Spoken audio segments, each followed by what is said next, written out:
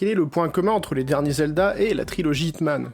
Au début interloqué, vous allez ensuite me citer un point évident, Link et l'agent 47 sont pas très bavards. Mais non, c'est pas là où je voulais en venir. Le point commun essentiel entre ces deux jeux, c'est l'ouverture proposée aux joueurs dans leur philosophie de game design. Car je dois avouer que j'adore quand un jeu me permet d'avoir le choix, et me dire que ma partie ressemble à aucune autre. Il y a des jeux où j'aimerais par exemple avoir plus de possibilités, genre pouvoir fracasser tous ces mecs bizarres qui font des RP chelous à l'Imsa Lominsa. Mais je m'égare. Si vous suivez un peu les jeux qui percent récemment, vous avez sans doute entendu parler d'un certain Baldur's Gate 3, le nouveau titre du studio Larian et la suite plus ou moins directe des deux premiers jeux, développés fin 90 début 2000 par le studio BioWare. C'est une licence qui repose la majeure partie de son game design sur le fait de laisser le joueur libre de ses actions, qu'elles soient bonnes, mauvaises ou chaotiques. Cela se retranscrit dans le gameplay, dans les combats, et évidemment dans les choix de dialogue. Il faut dire que la licence est adaptée de l'univers de Donjons et Dragons, le jeu de rôle par excellence, et on sait tous que les joueurs de JDR aiment avoir beaucoup de choix durant leurs épopées, et ce souvent au grand désarroi de leur maître du jeu. Se téléporte dans ton cul, vous commencez à me faire chier là! Bref, si Baldur's Gate 3 marche autant, c'est déjà parce qu'il est très bon et que son studio est talentueux, mais également car il est une petite anomalie dans le paysage du AAA moderne. Il suffit de voir comment certains gros de l'industrie lâchent des proutes devant le jeu pour se rendre compte. Avoir un jeu qui laisse une telle liberté dans un univers du jeu à gros budget qui empêche trop souvent les joueurs de faire des folies, ça fait du bien. Et je dis pas que forcément que tous ces jeux sont moins bons, juste plus le média est varié, plus on y gagne. Et récemment, les gros éditeurs commencent à résumer un peu trop RPG à arbre de talent insupportable et quête annexe ennuyeuse. Dans cet épisode, on va donc essayer d'analyser ces jeux qui laissent la part belle à la liberté du joueur, comprendre pourquoi ils marchent et quelles sont leurs limites. Voici le programme de ce nouvel épisode de Ninja Loot.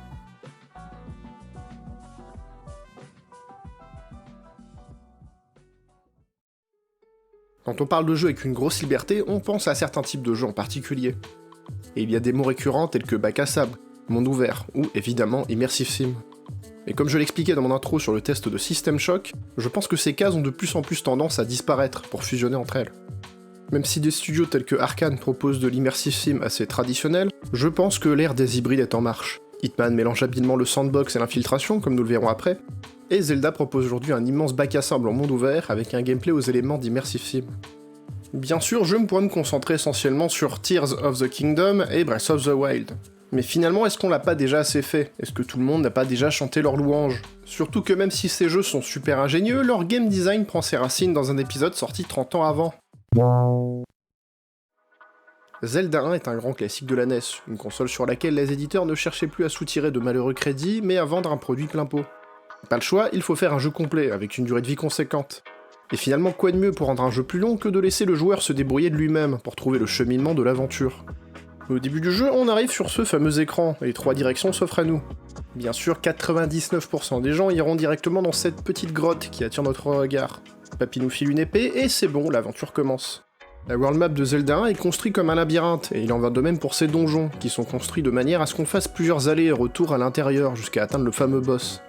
Si Zelda 1 a réussi à ne pas perdre en qualité à travers les âges, c'est parce qu'il a été pendant très longtemps l'épisode le plus ouvert de la licence. Les épisodes suivants seront plus scénarisés, moins ouverts et souvent plus dirigistes. Voire trop dirigistes. Oh les commentaires! Vous vous en doutez, à une époque où tout était encore à faire, la plus grande frayeur de l'équipe de développement c'était justement de trop perdre les joueurs, et qu'une bonne partie abandonne très vite. Le titre est à l'opposé de Super Mario Bros, où on va constamment vers la droite. Heureusement, ces petits génies en herbe du game design ont réussi à implémenter plusieurs outils subtils pour orienter le joueur. Par exemple, si certaines zones sont considérées comme haut level et qu'un joueur débutant y accède, il se fera salement goumer par des ennemis très forts. À sa mort, le joueur ne revient pas dans la zone, mais dans le premier écran du jeu. Et à ce moment, 90% des mortels ne retenteront pas l'expérience, et partiront plutôt ailleurs pour trouver un lieu plus accessible. Ce qui est pratique également dans Zelda 1, c'est que le monde est grand, mais il n'est pas non plus gigantesque. Il est composé de 126 tableaux répartis en 8x16. Ce qui fait qu'après quelques heures de jeu, un joueur normal aura à peu près pris connaissance de la plupart des biomes et se sentira moins perdu. Ce qui fait que la plus grande crainte quand on donne la liberté à un joueur, c'est qu'il soit trop perdu et qu'il abandonne pensant la tâche à accomplir bien trop immense. Certaines personnes sont effrayées devant l'immensité d'un monde où on leur donne pas de directives claires. Cela va du daron qui trouve Minecraft éclaté, à l'ancien fan de Zelda qui trouve Breath of the Wild trop vide et pas assez dirigiste. Pourtant, dans leur quête de vouloir récupérer l'héritage de Zelda 1, les nouveaux Zelda se servent d'un outil unique à la 3D. Le paysage et ses points d'intérêt. C'est tout bête, mais offrir un panorama qui attire l'œil, c'est pas non plus une mince affaire. La difficulté principale, c'est d'offrir des lieux que l'on voit de loin, et qui attirent suffisamment l'œil pour qu'un joueur moyen se dise « Tiens, y a quoi là-bas ?» Et ce y'a quoi là-bas, c'est tout con, mais c'est ce qui fait 80% de la force de Breath of the Wild. Le fait que l'on fasse le trajet soi-même sans jamais réellement savoir sur quoi on va tomber. Alors évidemment, c'est pas le premier à le faire, j'avais déjà parlé d'Oblivion et la Cité Impériale qui sert de boussole naturelle, mais Skyrim marche très bien de ce côté-là aussi pour offrir plusieurs points d'intérêt qui attirent le regard. Et Elden Ring est aussi époustouflant pour offrir ce genre d'instant waouh. Et c'est finalement ça pour moi le secret d'un bon monde ouvert, c'est de ne pas avoir besoin d'ouvrir la world map constamment pour regarder des points d'intérêt, mais c'est plutôt de faire en sorte que le joueur soit assez curieux pour y aller de lui-même, qu'il sente que cette aventure lui appartient. Par contre, je conçois totalement que des gens préfèrent des mondes pseudo-ouverts plus dirigistes. Il y a des personnes qui se butent sur la formule Ubisoft et aiment juste effectuer tous les points d'intérêt sans trop te poser de questions. Mais en termes de monde pur, je serais toujours plus marqué par les cartes de Zelda et Skyrim, car j'aurais vraiment eu l'impression de les découvrir moi-même, à mon rythme et à ma sauce. Continuons avec un autre jeu qui a réussi à retranscrire le fameux y'a quoi là-bas d'une autre manière, en se détachant totalement des mondes ouverts gigantesques. La trilogie Hitman 2016 a réussi à elle seule à sauver sa licence et son propre studio, lorsque ce dernier a été lâché par ses divers éditeurs. IO Interactive est aujourd'hui autonome financièrement, tout ça grâce à 3 excellents jeux. Mais comment ça fonctionne concrètement Hitman ? Eh bien ce qui est marrant c'est qu'on peut y faire plusieurs parallèles avec le premier Zelda. Vous incarnez ce chauve qui est payé pour tuer des gens pas trop sympas à divers endroits de la planète. À chaque début de niveau, vous arrivez à l'entrée, et votre mission consiste à éliminer une ou plusieurs cibles dans l'ordre que vous voulez. C'est tout simple et le jeu vous laisse vous débrouiller, enfin, plus ou moins. Car comme dans Zelda 1, la première peur pour les designers, c'est que les joueurs soient trop libres dès le début, et donc qu'ils soient complètement paumés. Il faut donc plus ou moins les guider de plusieurs manières avant de les laisser totalement se débrouiller. Notamment via la première mission, qui est un tutoriel semi-ouvert, qui nous laisse expérimenter les mécaniques de base de la formule Hitman. À savoir déguisement, récupération d'objets, assassinat, et prendre la fuite discrètement. Comme durant le début du premier Zelda, vos premières heures de jeu sur les maps consisteront plus à faire du repérage pour vous approprier les lieux. Où sont les zones dangereuses, où sont les diverses armes et outils, quels costumes marchent à tel ou tel endroit, ou encore découvrir des intrigues. Les intrigues, c'est un système qui permet aux joueurs de découvrir des manières plus scriptées et scénarisées d'atteindre leur cible. Ce sont souvent vos premières façons d'accomplir vos objectifs, car elles vous permettent de découvrir plus sereinement la carte, et d'en apprendre un peu plus sur la routine quotidienne de vos cibles.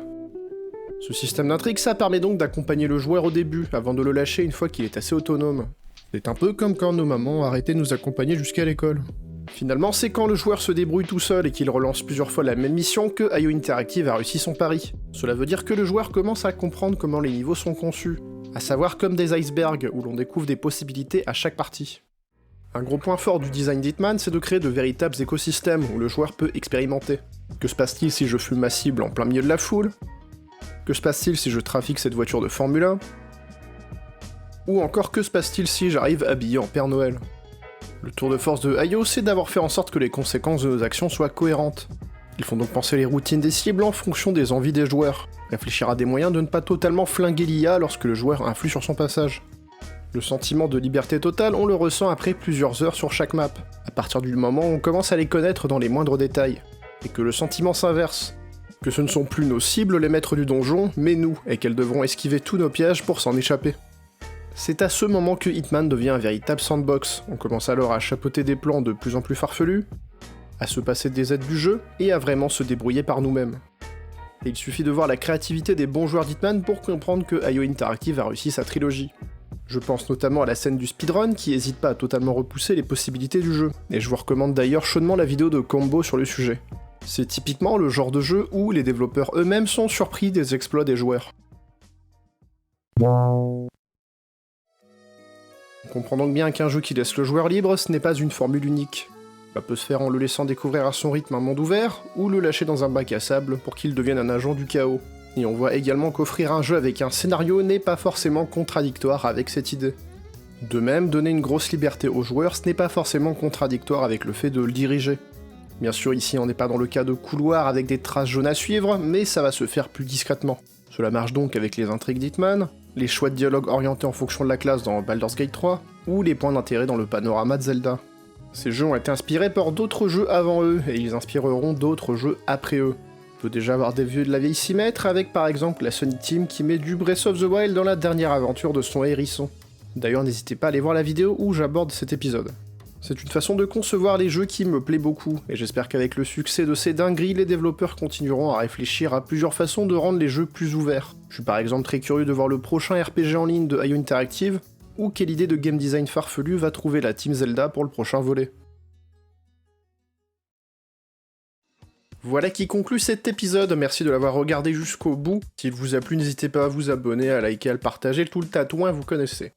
Si vous avez aussi des exemples de jeux qui vous ont laissé un gros sentiment de liberté, n'hésitez pas à l'exprimer en commentaire. Évidemment, le but de Ninja Loot, c'est pas d'être exhaustif, mais c'est plus une sorte d'édito où je parle de ce dont j'ai envie de parler, en variant les sujets et la durée du format.